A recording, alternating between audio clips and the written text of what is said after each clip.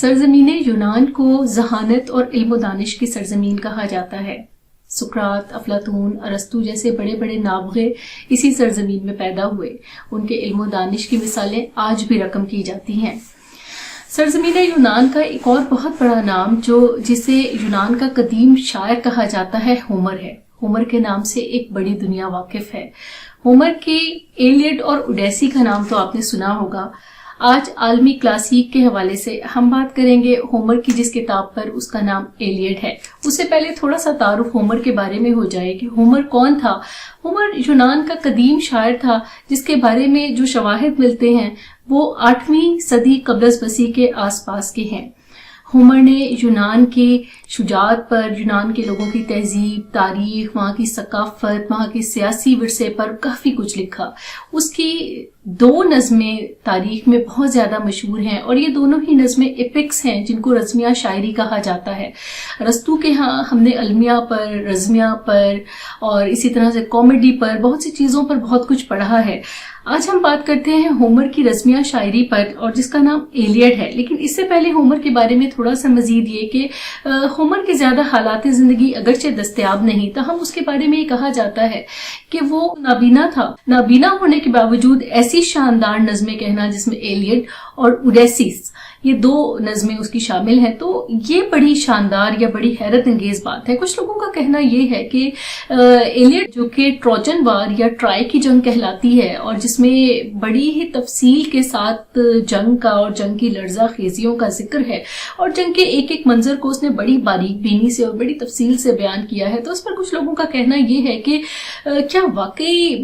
Humour نابینا تھا اور اس کو واقعی کچھ نظر نہیں آتا تھا؟ جتنی تفصیل سے اس نے ہر بات، ہر چیز، ہر منظر رقم کیا ہے، تو اس سب کے بعد یہ کہنا تھوڑا سا مشکل ہو جاتا ہے۔ تاہم تاریخ اس کے بارے میں یہی بتاتی ہے، اور احمد عقیل روبی صاحب نے اپنی کتاب یونان کا ادبی ورثہ میں ہومر کے حوالے سے کافی کچھ لکھا ہے، جو سب بڑا دلچسپ ہے اور پڑھنے والا ہے۔ اسی طریقے سے اس میں بھی وہ بڑی دلچسپ سی باتیں ہیں جو بتاتے ہیں کہ ہومر کو دیوتاؤں نے، اپولو دیوتا خاص طور پر، انہوں نے اس کی تاریخ وفات کے بارے میں بھی پہلے سے بتا دیا تھا۔ وہ ایک پہیلی ہے کہ جس میں دیوتاؤں کے مندر میں جب وہ جاتا ہے تو دیوتا اس کو بتاتے ہیں کہ جب کبھی ایک ایسا وقت آئے کہ کوئی پہیلی تم سے پوچھی جائے جو تم نہ بوجھ سکو، تو بس وہی تمہارا یوم وفات ہوگا۔ اور پھر ایسا ہی ہوتا ہے کہ جب وہ ایک ایسی جگہ سے گزرتا ہے جو اس کے لیے تھوڑی نئی ہے، اور وہ ظاہر سفر پر کہیں ہے، تو وہاں پر کچھ لڑکے ہیں جو مچھلیاں شکار کر رہے ہیں، اور پھر وہ ان سے جب پوچھتا ہے کہ تم کیا کر رہے ہو، تو وہ کہتے ہیں کہ جو ہم نے شکار کیا اس کو تو ہم نہیں لے کر جا رہے، تاہم جو ہم نے نہیں شکار کیا اس کو ہم لے کر جا رہے ہیں۔ ہومر کے لیے یہ پہیلی بڑی عجیب تھی، لیکن کہا یہ جاتا ہے کہ اس کے کچھ ہی عرصے کے بعد ایک دلدل میں گر کر اس کی ڈیتھ ہو گئی۔ خیر، ہومر کی زندگی سے تھوڑا سا باہر آتے ہیں اور ذرا دیکھتے ہیں کہ ہومر کے شاہکار رزم نامے یا رزمیہ شاعری، جس کو ایلیڈ کہا جاتا ہے اس شاندار رزمیہ نظم کو، تو اس میں کیا ہے اور اس کی کیا خاص بات ہے جس کی وجہ سے اس کو عالمی کلاسیک میں شمار کیا جاتا ہے، اور وہ کون سی چیزیں ہیں یا وہ کون سی داستان ہے جو ہمیں اس رزم میں یا اس رزمیہ نظم میں نظر آتی ہے۔ ایلیڈ دراصل یونان، جس کو گریک کہا جاتا ہے، تو گریک یا یونان اور ٹرائی کی جنگ کا ایک احوال ہے، اس لیے اس کو جنگی یا رزمیہ شاعری کہا جاتا ہے۔ اور یہ جو کتاب میرے پاس ہے، اس کا ترجمہ اشفاق سلیم مرزا صاحب نے کیا ہے، اور فکشن ہاؤس لاہور نے اس کو شائع کیا ہے۔ یہ ترجمہ بہت خوبصورت ہے، اور اس ترجمے کی خاص بات یہ ہے کہ اس کو اسی طریقے سے ہی اشفاق سلیم مرزا صاحب نے نظم کے ہی انداز میں رقم کرنے کی کوشش کی ہے، تو یہ اس وجہ سے دلچسپ بھی ہے اور اس وجہ سے اہم بھی کہ انہوں نے ہر مصرعے کو اسی طریقے سے علیحدہ سے لکھنے کی کوشش کی ہے۔ بہرحال ترجمہ بہت خوبصورت ہے، دلچسپ ہے۔ سب سے اہم بات یہ کہ قاری کو اپنی گرفت میں رکھتا ہے۔ نظم میں کیا ہے یا یہ ایلیڈ ہے کیا؟ دراصل تو یونان کی قدیم اساطیری داستان ہے جس میں ایک جنگ کا احوال ہے۔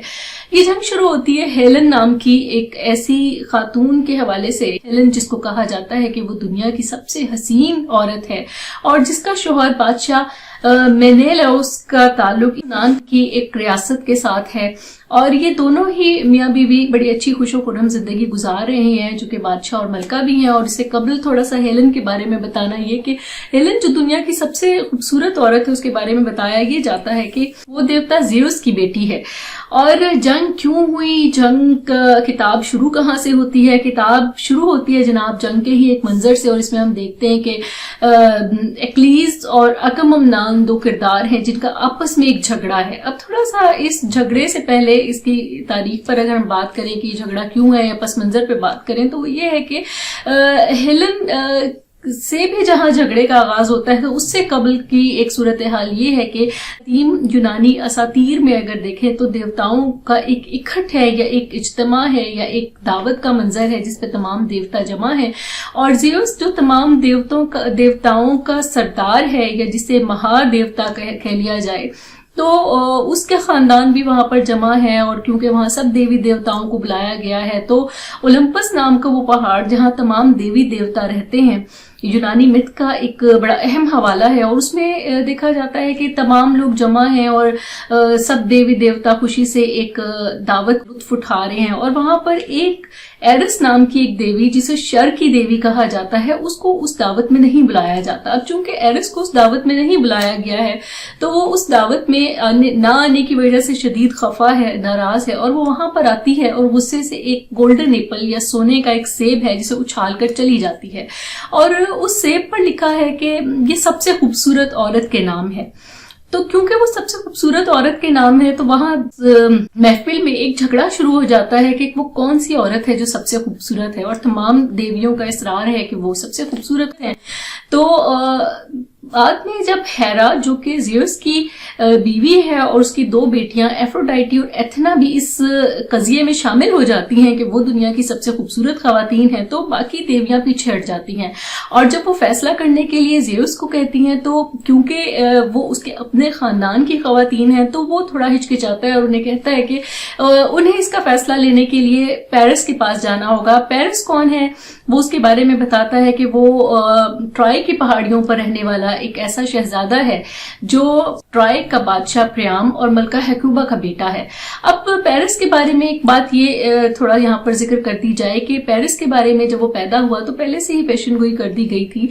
कि ये वो लड़का होगा, ये वो शहजादा होगा जो ट्रॉय के लिए, ट्रॉय जो एक रियासत का नाम है, तो ट्रॉय के लिए शदीद मुश्किलात या परेशानियों का बायस बनेगा, जिसकी वजह से उसे महल से निकाल दिया जाता है। उसकी परवरिश बाहर कहीं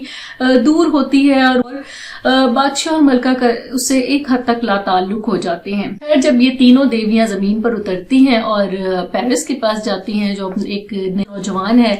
और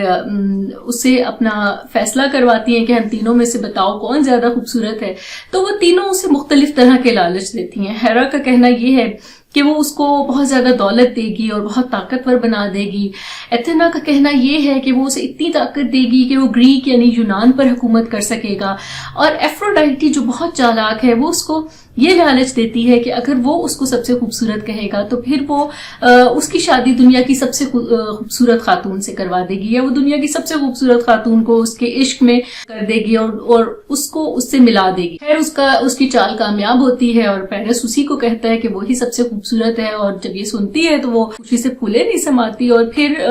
वो उसे बताती है कि उसे वो खातून जो दुनिया की सबसे खूबसूरत खातून है और जो ज़ेउस की बेटी है, तो वो उसको बादशाह मेनेलियस की रियासत में मिलेगी जो कि यूनान में है। और फिर पेरिस को देखते हैं कि वो फौरन वहां से अपने पहले तो घर वापस आता है ट्रॉय में, जहां पर बादशाह उसे देखता है तो बहुत खुश होता है। बादशाह प्रियाम है, मलका हेक्यूबा है, उनका एक बड़ा बेटा हेक्टर है और कैसेंड्रा उसकी बेटी है और पेरिस उससे छोटा बेटा है। और फिर जब वो वापस आता है तो सब उसे देखकर बहुत खुश होते हैं और इस दौरान वो ये बात भूल चुके होते हैं कि उसके बारे में या उसकी पैदाइश के बारे में क्या पेशन गोई की गई थी। खैर पेरिस आता है और फिर वो बादशाह से यूनान जाने की इजाजत लेता है। फिर खैर आगे वही एलियट का किस्सा शुरू हो जाता है कि जहां वो जाता है और वो बादशाह मेनेलियस जो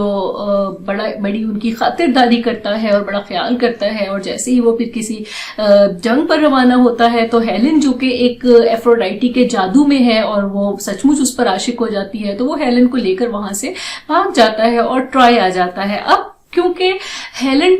ٹرائے آ گئی ہے اور وہاں پر وہ کیونکہ بہت خوبصورت ہے اور ٹرائے کے لوگ بھی اس کا بہت استقبال کرتے ہیں. سب سے پہلی بات تو یہ کہ وہ اس کے حسن پر فریفتہ ہو جاتے ہیں. کوئی بھی اس پر یہ سوال نہیں اٹھاتا کہ وہ وہاں سے ایک لڑکی کو، اور خاص طور پر جو ایک ملکہ ہے، تو وہ اسے وہاں کیوں لے آیا ہے. اور ہاں البتہ ہیکٹر کا جو کردار ہے، جو بادشاہ پریام کا بیٹا ہے، وہ بڑا ایک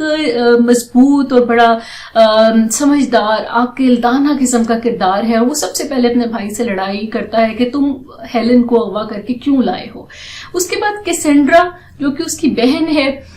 جس کو دیوتاؤں کی طرف سے ایک خاص قسم کی خوبی عطا کی گئی ہے کہ وہ پیشن گوئی کر سکتی ہے اور وہ مستقبل کو دیکھ سکتی ہے. تو جیسے ہی وہ کیسینڈرا اس کو دیکھتی ہے تو وہ غصے سے چلاتی ہے اور چیختی ہے کہ تم ٹرائے پر کوئی تباہی لانے والے ہو. لیکن کیونکہ اس نے اپولو دیوتا کو کسی وقت میں ناراض کیا ہے اور اس کی کسی بات کو رد کیا ہے، تو اس کی وجہ سے اس کو یہ ایک شراپ یا ایک بددعا ہے کہ اس کی کسی بھی بات پر یا پیشن گوئی پر لوگ یقین نہیں کریں گے. تو اس کی بات پر یقین نہیں کیا جاتا اور لوگ ہنسنے لگتے ہیں اور کیسینڈرا وہاں غصے سے چلی جاتی ہے. اب ایک عجیب سی کیفیت ہے ادھر. جبکہ ہم وہاں یونان میں دیکھتے ہیں تو ہیلن کیونکہ ایک دیوتا کی بیٹی تھی اور جسے شادی کے لیے بہت سے لوگ خواہش مند تھے، جس میں اوگاممنان جو کہ بادشاہ مینیلاؤس کا بڑا بھائی ہے، جس میں ایجیکس کا نام ہے، جس میں ایکلیز جو خود ایک نیم دیوتا ہے اور سمندروں کی دیوی تھیٹس کا بیٹا ہے. تو اس طرح سے کئی کردار ہیں جو اس سے شادی کے خواہش مند تھے. لیکن کیونکہ ہیلن کی شادی اس کا باپ بڑی ہی چالاکی کے ساتھ ایک قرآن دازی کے ذریعے کرتا ہے اور اس میں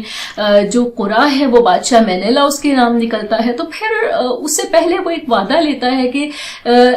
ہیلن کی شادی جس بھی بادشاہ یا جس بھی شہزادے کے ساتھ ہوگی، باقی تمام لوگوں کو یہ وعدہ دینا ہوگا یا اس بات کا حلف اٹھانا ہوگا کہ اگر ہیلن پر کبھی کوئی مشکل آئی یا اس کے شوہر پر، تو باقی تمام لوگ اس کا دفاع کریں گے. اور اس بات پر اکتفا کر لیا جاتا ہے. چنانچہ جب مینیلاؤس کے ساتھ ہیلن کی شادی ہوتی ہے تو اس موقع پر تمام لوگ اس بات کا حلف اٹھاتے ہیں، یعنی ارد گرد کی ریاستوں کے جتنے بھی شہزادے ہیں وہ اس بات کا حلف اٹھاتے ہیں کہ اگر ہیلن پر کبھی کوئی مشکل آئی تو وہ سب اس کا ساتھ دیں گے. اور پھر ایسا ہی ہوتا ہے کہ جب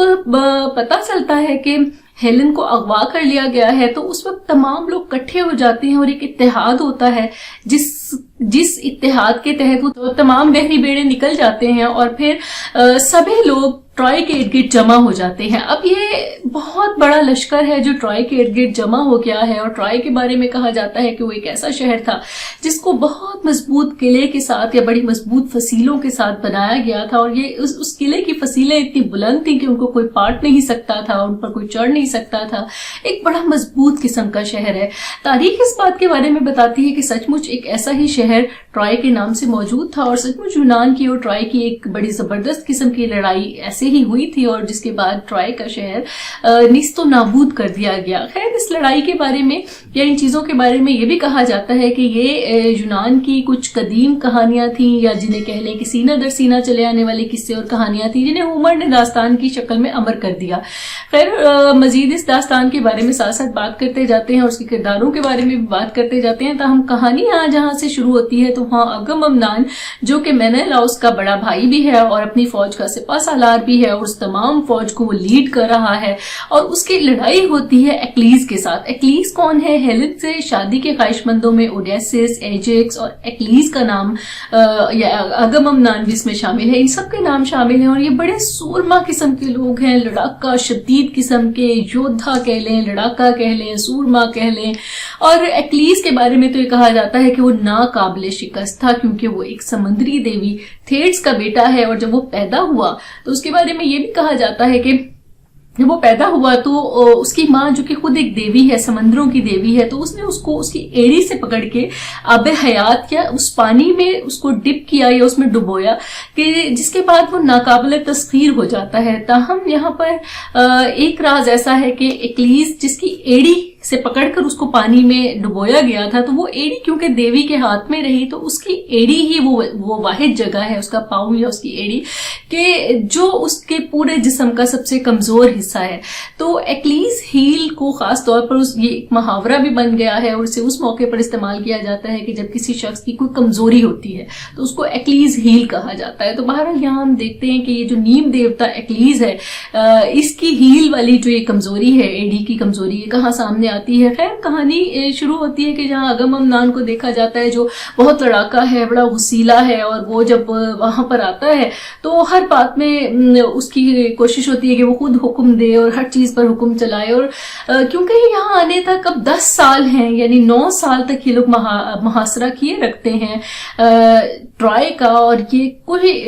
جنگ کا نتیجہ نہیں نکلتا, اور 9 سال تک یہ وہاں پر انہوں نے خیمے لگائے ہوئے ہیں اور یہ وہاں ٹھہرے ہوئے ہیں اور ارد گرد کے علاقوں کو بھی فتح کر رہے ہیں. لیکن ٹرائے کا یہ ابھی تک بال بھی باقا نہیں کر پاتے. چھوٹی موٹی جھڑپ ہیں جو چل رہی ہیں, ارد گرد کے جو جزیرے ہیں ان کو فتح کیا جاتا ہے. تو اس میں ایک ایسا جزیرہ جس میں اپولو دیوتا کا مندر ہوتا ہے, تو اس جزیرے کو جب اگاممنان فتح کرتا ہے اور وہاں کی ہر چیز کو نیست و نابود کرتا ہے, تو اپولو کے مندر کو بھی تباہ کر دیا جاتا ہے, اور بہت سی عورتوں کے طرح مال غنیمت کے طور پر بہت سی چیزیں, عورتیں, سب کچھ اٹھا لی جاتی ہیں. تو جو پجاری ہے اپولو دیوتا کا, وہ اس وقت اگاممنان کے پاس آتا ہے, اس سے التجا کرتا ہے کہ جتنا مرضی سونا لے لے اور جو کچھ لینا ہے لے لے, تاہم اس کی بیٹی کو چھوڑ دیا جائے. لیکن اگاممنان کیونکہ اس کے اندر ایک فرعونیت ہے, ایک رعب ہے, غصہ ہے, تو وہ اس کو وہاں سے دھتکار کر نکال دیتا ہے. اور کیونکہ وہ اپولو کا بڑا چہیتا پجاری ہے, تو وہ واپسی پہ بددعا دیتا ہے اور اپولو سے دعا کرتا ہے کہ ان یونانیوں کا بیڑا غرق کر دیا جائے, جتنی ان پر تباہی کی جا سکتی ہے نازل کی جائے, اور ان پر آسمان سے تیر برسائے جائے. اور پھر ایسا ہی ہوتا ہے, اپولو دیوتا آسمان سے ان کے اوپر تیروں کی بارش کر دیتا ہے. ایک طاعون ہے جو ان کی فوج میں پھیل جاتا ہے, کثرت سے لوگ مرنا شروع ہو جاتے ہیں, اور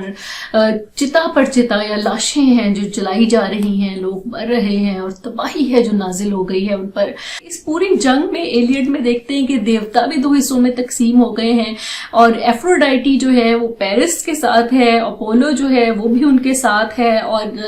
ایتھنا, ہیرا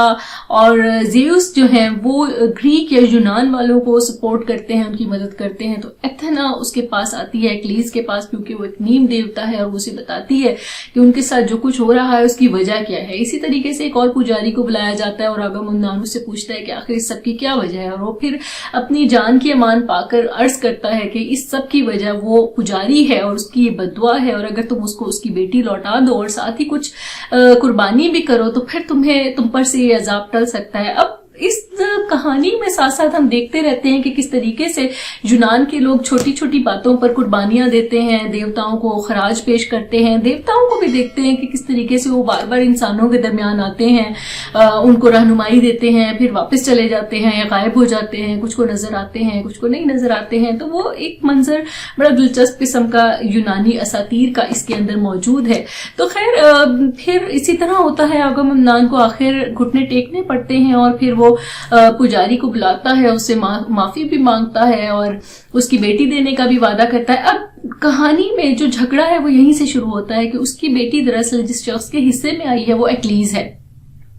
ایکلیز کیونکہ ناقابل تسخیر ہے, بہت شدید قسم کا لڑاکا ہے, سورما ہے, اس کی وجہ سے خاص طور پر ان کی فوج میں ایک ٹرائے کے لوگوں کو ایک وحشت ہے کہ ایکلیز ان کے درمیان ہے, اور سمجھ لیں کہ جنگ کا پلہ بھی ایکلیز کی وجہ سے ہی ان کا بھاری ہے. اور پھر ایکلیز اور اگاممنان کی آپس میں ایک لڑائی ہے کہ وہ اس لڑکی کو دینے پر تیار نہیں, اور اگاممنان اس کو اس بات کو جتاتا ہے کہ وہ کیونکہ سپہ سالار ہے اور اس کی ہر بات حکم کا درجہ رکھتی ہے, اور وہ چاہے تو کچھ بھی کر سکتا ہے. اور اس طریقے سے پھر وہ لڑکی بہرحال اس کے خیمے سے لے آئی جاتی ہے, اور ایکلیز جس کو سچ مچ اس لڑکی سے محبت ہو گئی ہے اسے دینے پر تیار نہیں, لیکن کیونکہ وہ جھگڑا نہیں چاہتا تو پھر وہ لوگوں کے درمیان میں یہ بات کہتا ہے کہ میں نہیں چاہتا کہ لوگ یہ سوچیں کہ میں ایک لڑکی کی وجہ سے جھگڑ رہا ہوں, اور اصل بات یہ ہے کہ تم میرے حق پر ڈاکہ ڈال رہے ہو. پھر وہ ایک جھگڑا ہے جو طول پکڑتا جاتا ہے, تاہم ایکلیز اس سے دستبردار ہو جاتا ہے, اور پھر قربانی بھی کی جاتی ہے, دیوتا کو خوش بھی کیا جاتا ہے, اور اپولو کی طرف سے بہرحال وہ غصہ اور عتاب رک جاتا ہے.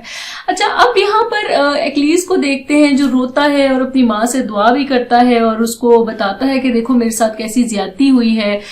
اس سارے منظر میں ایکلیز کی ماں کو بھی دیکھیں گے اور بہت سے لوگوں کو دیکھیں گے. تاہم یہ جنگ چلتی رہتی ہے. جنگ کا جو ایک آخری سمجھ لیں کہ نتیجتاً سال ہے, وہ وقت ہے کہ جب 10واں سال شروع ہوتا ہے, اور تب جنگ ایک خاص وقت پر پہنچتی ہے. اب یہاں ایکلیز تو ناراض ہو کے وہاں سے چلا जाता है اور وہ اگاممنام کو یہ بات واضح کر دیتا ہے کہ اب وہ اس کے ساتھ نہیں ہے، اور کیونکہ ٹرائی کے لوگوں نے اس کی بھیڑ بکریاں نہیں چرائیں، انہوں نے اس کے ساتھ کوئی زیادتی نہیں کی، تو وہ اب ان کے ساتھ نہیں لڑے گا اور وہ وہاں سے اپنی فوجوں کو لے کر چلا جائے گا، اور ایسا ہی ہوتا ہے کہ وہ وہاں سے چل پڑتا ہے۔ اب کہانی میں جو جنگ اصل میں شروع ہوتی ہے، یہ اصل مسئلہ شروع ہوتا ہے، وہ وہاں سے شروع ہوتا ہے کہ جب ایکلیز ناراض ہو گیا ہے اور مختلف جھڑپیں ہیں جن میں اب ٹرائی کا پلہ بھاری ہوتا جا رہا ہے، یہ مختلف جگہوں پہ ہار رہے ہیں اور پھر ان کو محسوس ہوتا ہے کہ یہ ہار جائیں گے، تو پھر ایکلیز کا جو بہت اچھا اور بہترین دوست ہے جس کا نام پیٹروکلس ہے، پیٹروکلس ایکلیز کے پاس آتا ہے اور اسے التجا کرتا ہے کہ وہ جنگ میں آ جائے، لیکن وہ آنے پر تیار نہیں۔ تب پیٹروکلس اس سے یہ درخواست کرتا ہے کہ پھر وہ اسے اس کے ہتھیار دے دے اور وہ ایک نقاب پہن کر جنگ میں شامل ہو جائے گا، جس سے لوگوں کو یہ تاثر ملے گا کہ ایکلیز جنگ میں شامل ہے اور شاید اس کی دہشت سے وہ یہ جنگ جیت جائے۔ ایکلیز اس بات کو مان جاتا ہے اور اپنے ہتھیار دے کر پیٹروکلس کو بھیج دیتا ہے۔ اب یہاں پر ایک ایسا وقت آتا ہے کہ جب لڑتے لڑتے واقعی ایکلیز کی ایک دہشت تو ہے نا، اور جب لڑتے لڑتے پیٹروکلس کو، جس کو اس نے کہا ہوتا ہے کہ تم نے دروازے تک نہیں جانا ٹرائی کے اور تمہیں ان کو بس دریا تک کر کے واپس ہٹ جانا ہے، تاہم پیٹروکلس لڑتے لڑتے آگے چلا جاتا ہے اور جیسے ہی وہ ٹرائی کے قریب پہنچتا ہے ان کے مرکزی دروازے کے پاس، تو وہاں اس کی مٹ بھیڑ ہیکٹر کے ساتھ ہو جاتی ہے، جو پریام کا بیٹا ہے، ٹرائی کا سپہ سالار بھی ہے اور بڑا مضبوط قسم کا سورما ہے، اور جیسے ہی اس کی مٹ بھیڑ اس کے ساتھ ہوتی ہے تو وہ سمجھتا ہے کہ یہ ایکلیز ہے، جبکہ وہ پیٹروکلس ہوتا ہے، اور ایکلیز کو سمجھ کر پیٹروکلس سے جب ہیکٹر لڑتا ہے تو وہ ایک زبردست قسم کی لڑائی ہے، اور اس لڑائی میں پیٹروکلس مارا جاتا ہے اور ٹرائی کے لوگ خوش ہو جاتے ہیں کہ ایکلیز مارا گیا، اور وہاں سب لوگ رنجیدہ ہیں کہ ایکلیز مارا گیا ہے، جبکہ اس کے چہرے سے جب ماسک ہٹایا جاتا ہے تو پتہ چلتا ہے کہ ایکلیز نہیں بلکہ اس کا بہترین دوست پیٹروکلس مارا گیا۔ اب ہیکٹر کو اس بات کا تو افسوس ہوتا ہے کہ یہ ایکلیز نہیں ہے، تاہم جب یہ خبر ایکلیز تک پہنچتی ہے تو ایکلیز کو اس بات کا شدید غصہ ہے اور اس بات پر وہ تل ملا جاتا ہے اور شدید غصے کے عالم میں پھر وہ واپس لوٹ کر آتا ہے، اور اب وہ ایک بڑا منظر ہے دیکھنے والا یا پڑھنے والا کہ جہاں پر وہ رو رہا ہے، رنجیدہ ہے، غصے میں ہے، اپنے دوست کی لاش کو دفناتا بھی نہیں ہے اور قسم کھاتا ہے کہ اسے وہ تب تک نہیں دفنائے گا یا تب تک اس کا کچھ نہیں کرے گا جب تک کہ وہ ہیکٹر کو نہیں مار ڈالے گا۔ اور وہ بڑا پڑھنے والا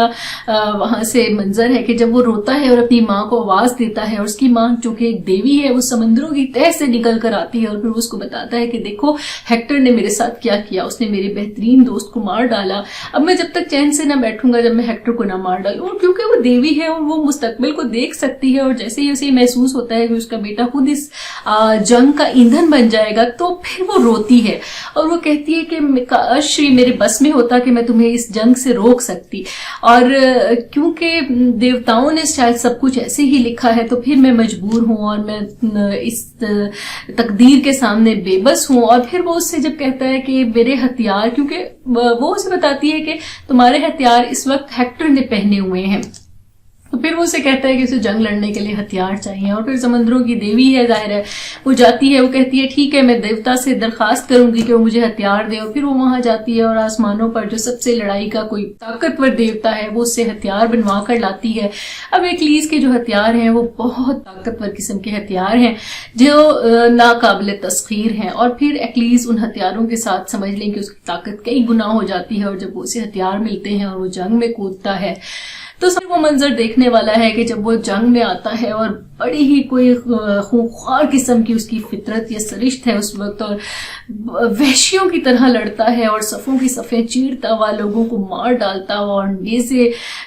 کھبوتا ہوا وہ نکل جاتا ہے، اور وہاں جا کے پھر وہ اس کا مقابلہ ہیکٹر سے ہوتا ہے، یعنی وہ ہیکٹر کے سر پہ پہنچ جاتا ہے اور پھر وہ ہیکٹر کے ساتھ لڑتا ہے، اور اتنے برے طریقے سے لڑتا ہے کہ وہ ہیکٹر کو مار ڈالتا ہے۔ مار ڈالنے سے قبل کا جو ایک منظر ہے جس میں ہیکٹر اس سے صرف یہ درخواست کرتا ہے، اب ہیکٹر جو بڑا ایک دانا اور سمجھدار شخص ہے، اور دکھاتے ہیں کہ ظاہر ہے یہ جنگ اس کی مجبوری تھی کیونکہ اس کے سوا اس کے پاس کوئی چارہ نہ تھا، اور وہ پیرس کی غلطی تھی جس میں اس کا کوئی ہاتھ نہ تھا، اور اس کی بیوی ہے اینڈرومائکی جو اس سے بہت محبت کرتی ہے، اور جو وہ جنگ کے لیے جا رہا ہے تو وہ بار بار اس کا راستہ روک رہی ہے، اس کی منتیں کر رہی ہے اور اسے کہہ رہی ہے کہ دیکھو ایکلیز کے سامنے تم نہیں ٹھہر پاؤ گے، اور میرے لیے تو تم ماں بھی ہو، باپ بھی ہو، بھائی بھی ہو، شوہر بھی ہو، سب کچھ ہو، کیونکہ میرا کوئی نہیں ہے، تو تم مت جاؤ۔ اب وہاں एक ऐसी बेबसी है, यानी हुमर की जो खास बात है वो ये है कि वो लोगों की नफ्सियात बड़े अच्छे से दिखाता है। बैक वक्त खुशी, बैक वक्त मौत, खुशी का, सदमे का, रिक्कत का, हर तरह का मंजर, इंसानी नफ्सियात,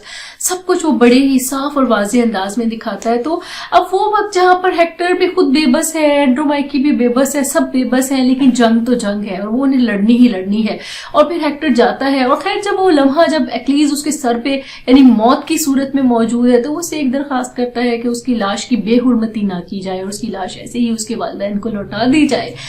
लेकिन एक्लीस के सर पे तो खून सवार है। जब वो उसको मार डालता है तो वो मंजर बड़ा ही शदीद है। वो उसको मार डालता है, फिर उसकी टांग में एक सुराख करता है और उसकी लाश को अपने घोड़े के साथ बांधता है और उसको घसीटता हुआ ले जाता है और फिर उसको कई बार तवाफ करता है उससे अपने दोस्त के लाश का। तो वो बड़ा एक वहशी किस्म का मंजर है, जहां पर प्रियाम को देखते हैं, जहां पर उसकी बीवी हकूबा, जो मलका हकूबा है, उसको देखते हैं जो अपने बाल नोच रही है, जो प्रियाम रो रहा है और वो अपने बेटे की लाश की बेहुरमती देख रहे हैं तो उन पर कैसी रिक्कत तारी है। वो सारा मंजर बड़ा ही तकलीफदेह है और उस मंजर का सिर्फ एक हिस्सा यहाँ पर मैं पढ़ के सुनाना चाहूंगी। लाश से मुराद उसकी हेक्टर की लाश थी और उसने उसके साथ बुरा सलूक किया। उसने इसके दोनों पैरों के पीछे सुराख किया, टखने और एड़ी के दरमियान। उसमें उसने चमड़े के पट्टे डाले और उन्हें अपनी रथ के पीछे बांध लिया और उसका सर जमीन पर घसीटने के लिए पड़ा रहने दिया। फिर उसने अपने हथियार रथ में रखे और खुद भी बैठ गया और घोड़ों को चाबुक मार कर दौड़ाया। घसीटती हुई लाश से गिर्द का बादल उठा। उसका सर और बाल दोनों तरफ फैले हुए थे। इतना बावकार शख्स खाक में रुल गया था। ज़ेउस ने अब उसके जिस्म को अपने ही बाप की सरजमीन पर उसके दुश्मनों को रौंदने की इजाजत दे दी थी। उसका सारा सर स्याह हो गया। नीचे देखते हुए उसकी माँ ने अपनी मेंढियां नोच डाली, अपना नकाब उतार दिया और आहो बका करने लगी। अपने बेटे को देखकर उसका दिल टूट चुका था। ये देखकर उसका बाप भी आहें भरने लगा और इस तरह सारा शहर उस गम में शरीक हो गया। ऐसा लगता था कि आग में सारा एलियम ऊपर से नीचे तक जल रहा है। बेचारा बाप दरवाजे से बाहर जाने की कोशिश कर रहा था और जब लोगों ने उसे रोकने की कोशिश की तो दलदल की मिट्टी से लथपथ हो गया और हर एक शख्स का नाम लेकर इल्तिजा करने लगा, मुझ पर रहम करो दोस्तों, ये बहुत मुश्किल काम है लेकिन मुझे जाने दो। शहर से बाहर अक़लियाओं के जहाजों तक मैं उस संगदल से रहम की भीख मांगूंगा और अपने बुजुर्गों के सामने शायद कि वो शर्मसार हो जाए या मेरे बुढ़ापे का ख्याल ही कर ले। उसका बाप पैलेस, वो भी तो अभी तक बूढ़ा है, जिसने अहले ट्राई पर क़यामत ढाने के लिए उसको जवान किया, लेकिन सबसे ज्यादा उसने मुझ पर जुल्म किया। मेरे कई बेटे जो अभी जवानी की बहार देख रहे थे उसके हाथों मारे गए। को मैं बहुत गमज़दा हूँ, लेकिन सबके लिए इस कदर नोहा कना नहीं जितना कि एक उसका गम मुझे कब्र में ले जाएगा और वो हेक्टर है। तो हेक्टर से वो जितनी मोहब्बत करता है उसकी वजह से अब यूनान का एक जंग का दस्तूर है। ये यूनान के भी दस्तूर के खिलाफ था कि लाश की बेहरमती की जाए, तो वहां पर भी लाश की उस तरह से वो लोग बेहरमती नहीं करते और जिस तरह से है एक्लीज उसकी लाश की बेहरमती करता है हेक्टर की, तो उसे देखकर सभी लोग दंग रह जाते हैं। और फिर प्रियाम है जो आता है, जाहिर है वो एक शहंशाह है, वो घुटनों के बल बैठ जाता है, उसका हाथ पकड़ता है, उसे दरखास्त करता है। और अब क्योंकि एक्लीज के ऊपर से इंतकाम का जुनून हट चुका है और वो कदरे बेहतर है, तो फिर वो एक बड़ा दर्दनाक सा मंजर है कि जहां पर वो उसे दरखास्त करता है कि देखो मुझे और यूं सोचो कि मैं नहीं तुम्हारा बाप बैठा है और ऐसे ही रो रहा है। तो यहाँ पर अब एक्लीज है जो खुद भी शिद्दत से कर्ब से रोना शुरू कर देता है। उसको अपने दोस्त का गम है, उसको सब चीज का गम है कि जो कुछ हुआ अच्छा ना था। और फिर बहरहाल वो उसको उसकी लाश देने पर तैयार हो जाता है और फिर वो अपने दोस्त की लाश को जलाता है और फिर उसको सुपुर्द खाक करता है। ताहम हेक्टर की लाश दे दी जाती है और ये वादा करता है कि जब तक हेक्टर की तदफीन नहीं होगी तब तक जंग नहीं होगी। अब इस दौरान फिर एक चाल चली जाती है और वो ये चाल है कि अपोलो और क्योंकि एफ्रोडाइटी दोनों पेरिस के साथ हैं या ट्रॉय के साथ हैं, तो वो लोग ये चाल चलते हैं कि वो पेरिस को बता देते हैं कि एक्लीज का वीक पॉइंट क्या है या उसकी हील्स का जो राज है वो उसको बता दिया जाता है एडी का।